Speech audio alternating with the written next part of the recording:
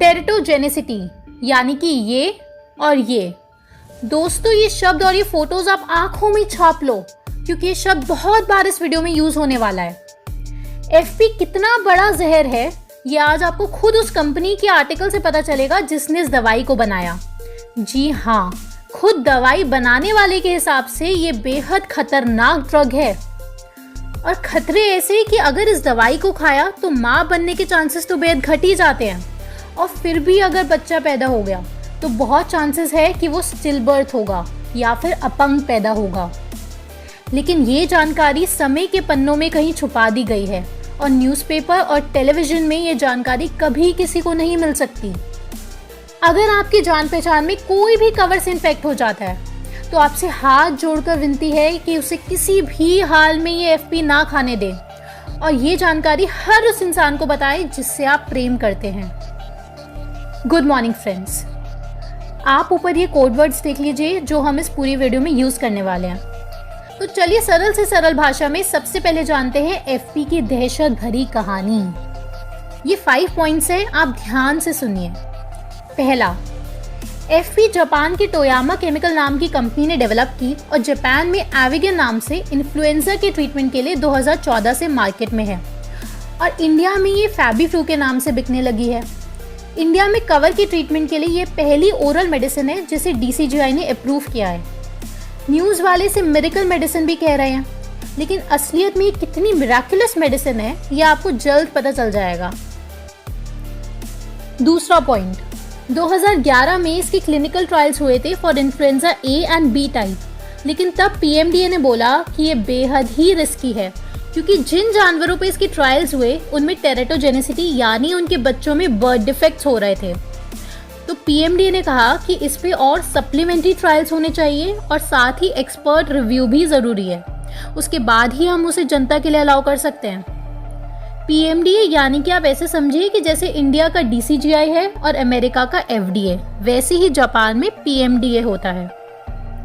तीसरा point, teratogenicity यानी birth defects, जो कि इस दवाई का सबसे बड़ा साइड इफेक्ट है। इस साइड इफेक्ट को लेके कभी भी आज तक ह्यूमंस पे कोई ट्रायल्स नहीं किए गए हैं क्योंकि ये बेहद खतरनाक है। जब ट्रायल्स ही नहीं हुए तो फिर पता कैसे चला इसकी टेरेटोजेनिसिटी के बारे में? इसके लिए ट्रायल्स किए गए 4 एनिमल्स पर, चूहा, रैबिट, गिनी पिग और मंकी। और आप हैरान हो जाओगे, सामने ये आया कि इन सारी स्पीशीज में ही बर्थ डिफेक्ट्स पाए गए और ये बर्थ डिफेक्ट्स पीएमडीए ने बोला कि ह्यूमंस के लिए भी ऑलमोस्ट सेम ही होंगे, जिस कारण से चाह कर भी बर्थ डिफेक्ट्स की ट्रायल्स ह्यूमंस पर कंडक्ट करना फिलहाल तक पॉसिबल ही नहीं है। तो पूरी दुनिया में किसी को आज तक ये नहीं पता कि इस दवाई को खाने के बाद दोबारा माँ बन भी सकते हैं और अगर बन भी गए तो ये नहीं पता कि बच्चा बिना हाथ के पैदा होगा या बिना पैर के। 4th पॉइंट, एक्सपर्ट रिव्यू आने के बाद भी एफपी को लेकर ये ही नतीजा निकला कि पीएमडीए बिल्कुल सही बोल रही है और ये ड्रग बेहद ही खतरनाक है क्योंकि जिस ट्रीटमेंट के लिए ये ड्रग आया था, जो कि इन्फ्लुएंजा ए और बी टाइप है, उसके लिए ऑलरेडी और भी ड्रग्स मार्केट में अवेलेबल है। अब ये लास्ट पॉइंट पूरे होशो हवास में सुनना। टेरेटोजेनिसिटी का ह्यूमन ट्रायल किया नहीं गया क्योंकि पॉसिबल नहीं है, जैसे कि मैंने आपको ऊपर बताया ही है। इसके साथ साथ सारे ट्रायल्स में सामने आया कि इस ड्रग के यूज से यूरिक एसिड बढ़ेगा ही बढ़ेगा और सबसे मजे की बात, पीएमडी और एक्सपर्ट रिव्यू ने माना कि benefits greater than side effects. ये इक्वेशन कहीं दूर दूर तक एग्जिस्ट नहीं करती है, यानी कि एफिकेसी है ही नहीं। लेकिन फिर भी 2014 में ये ड्रग मार्केट में आई, बस इस कारण से क्योंकि ये एक नई टेक्निक से आरएनए वायरस डिजीजेस को ट्रीट करने का क्लेम करती है, जो कि अभी तक प्रूव नहीं हो पाया है। आप इस आर्टिकल में ये साफ साफ लिखा हुआ देख सकते हैं क्योंकि असलियत में ये सब मनी पावर का गेम है। अब इस ड्रग से रिलेटेड 3 ऐसी बातें जानते हैं जिसको जानना आपके लिए बेहद जरूरी है। पहला, 4 मई 2020 जापान की प्राइम मिनिस्टर शिंजो आबे ने खुद खुलेआम ये कहा कि एफपी के साइड इफेक्ट्स थैलिडोमाइड जैसे हो सकते हैं और ये इतनी गंभीर बात है कि ये न्यूज़ सुनने के बाद हमारी टीम ने उसी दिन डिसाइड कर लिया था कि एफपी के ऊपर एक वीडियो ज़रूर बनाएंगे और आप लोगों का फ़र्ज़ बनता है कि आप ये जानकारी अपने हर शुभचिंतक तक पहुंचाएं। दूसरा, थैलिडोमाइड 1957 में जर्मनी में रिलीज हुई थी एंजाइटी, स्ट्रेस और इंसोम्निया के लिए, स्पेशली प्रेग्नेंट वुमेन के लिए, ताकि उन्हें नींद अच्छे से आए। लेकिन जल्द ही सबके सामने ये बात आ गई कि ये दवाई के नाम पर जहर है, क्योंकि इसे जो भी गर्भवती महिलाएं ले रही थी, अधिकतर उनके बच्चे या तो मरे हुए पैदा होते थे या फिर अपंग पैदा होते थे, और ऐसे बच्चों का नाम पड़ गया था थैलिडोमाइड बेबीज।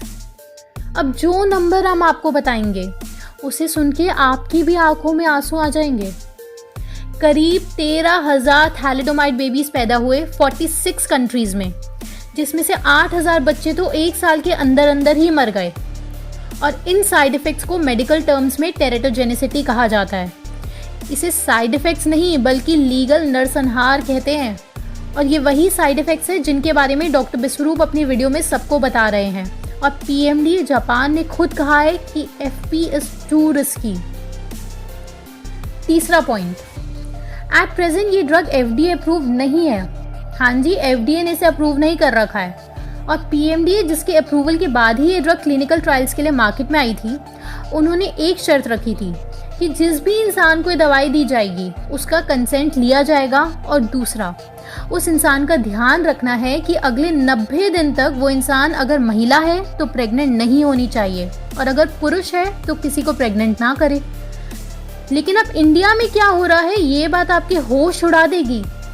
पेशेंट्स की अनुमति यानी कि कंसेंट नहीं ली जा रही है, उसकी जगह डॉक्टर्स की कंसेंट ली जा रही है जो उस पेशेंट को ये दवाई खिला रहे हैं। समझ गए ना? मतलब हो ये रहा है कि पेशेंट्स को पता ही नहीं कि उन्हें किस नर्क में धकेला जा रहा है। कंक्लूजन में आपको ये कहना चाहूंगी, जो PMDA और एक्सपर्ट रिव्यू तक ने कहा था कि इस दवाई को मार्केट में लाना अनएक्सेप्टेबल है, क्योंकि अगर पेशेंट्स के पास ये दवाई आ गई तो डॉक्टर्स का उन्हें 90 दिन तक मॉनिटर करना इम्पॉसिबल है, और इसके भी पूरे चांसेस हैं कि वो पेशेंट ठीक होने के बाद ये दवाई अपने घर वालों में से किसी को खिला दे, जुकाम बुखार की दवाई समझ के, क्योंकि पेशेंट्स को खुद नहीं पता कि ये मौत का सौदा है। और ये सारे शब्द PMDA के हैं। दोस्तों, दो बहुत इंपॉर्टेंट बातें आपको बतानी है, आप ध्यान से सुनना। अभी तक रेड ने हमारा इतना साथ दिया, अब हमारी बारी है। हम लोगों को नेक्स्ट क्या स्टेप उठाना है आयुर्वेद और एलोपैथी की इस जंग में, सच और झूठ की इस लड़ाई में। कवर एक महामारी है इस अफवाह को खत्म करने में, WHO और ब्लैक को करारा जवाब देने में कि हम भारतीय अब और गुलामी नहीं सहन कर सकते, हम जग चुके हैं। क्योंकि अगर आज भी इस मोड़ पर आप लोग चुप रह गए ना, तो जैसे अभी हम लोगों को WHO की गुलामी करनी पड़ रही है, आगे 100 साल तक आपके बच्चों को भी अंग्रेजों की गुलामी करनी पड़ेगी। अब आप सबकी परीक्षा है कि इस जानकारी को आप कितनी दूर तक पहुंचा सकते हैं। पहली इंपॉर्टेंट बात, हमारी टीम ने एक रेनबो प्रोटोकॉल तैयार किया है जिसमें एक स्टेप बताया गया है जो हम सबको लेना है, और आप लोगों को हमसे प्रॉमिस करना है कि अब सिर्फ बातें नहीं करनी है, अब हमें एक्ट भी करना है, और करनी और कथनी के इस अंतर को समाप्त करना है। ये 4 पन्नों का रेनबो प्रोटोकॉल हमने अपने टेलीग्राम ग्रुप पर डाल दिया है और लिंक डिस्क्रिप्शन में भी दिया हुआ है। दूसरी ज़रूरी बात, इस वीडियो के डिस्क्रिप्शन में आपको एक लिंक मिलेगा, वो लिंक है पिटीशन का। उसको आपको ओपन करके भर देना है, और जितने लोगों से भरवा सकते हो उतने लोगों से पिटीशन भरवाओ, ताकि जब हम सब अगला कदम उठाएं तो हमारे पास सबूत हो कि हाँ, इतने सारे लोग जिन्होंने पिटीशन भरी है वो हमारे साथ खड़े हैं। ये पिटीशन PM ऑफिस की तरफ डायरेक्टेड है कि आयुर्वेद पर ध्यान दें जैसे एलोपैथी पर दिया जाता है, और आयुर्वेद में इन्वेस्टमेंट आए जैसे एलोपैथी में आती है। पूरी दुनिया में आयुर्वेद की भी मार्केटिंग हो, और हर जगह हमारे देश में आयुर्वेद और बाकी ट्रेडिशनल मेडिसिन के कॉलेजेस और हॉस्पिटल्स हों। क्योंकि दोस्तों, हॉस्पिटल का मतलब ये वेस्टर्न मेडिकल ड्रग्स की साइंस नहीं होता। हॉस्पिटल का मतलब होता है bureaucratic setup for hospitality and care plus medicine. Ventilator allopathy नहीं होती, ये आयुर्वेद हॉस्पिटल में भी हो सकते हैं। MRI, x ray, ECG, CT scan, ये भी एलोपैथी नहीं होती, ये फिजिक्स की गिफ्ट है, ना कि वेस्टर्न मेडिकल साइंस के। ये सारी चीज़ें आयुर्वेद हॉस्पिटल में भी होंगी। बस फ़र्क इतना होगा कि आजकल के हॉस्पिटल्स में एलोपैथी दी जाती है और आयुर्वेद के हॉस्पिटल्स में एग्जैक्टली सब कुछ सेम होगा, बस आयुर्वेदिक मेडिसिन दी जाएंगी, ताकि कोई मूर्ख आगे से ये ना बोले कि राजीव दीक्षित जी अपने आखिरी समय में हॉस्पिटल क्यों गए थे।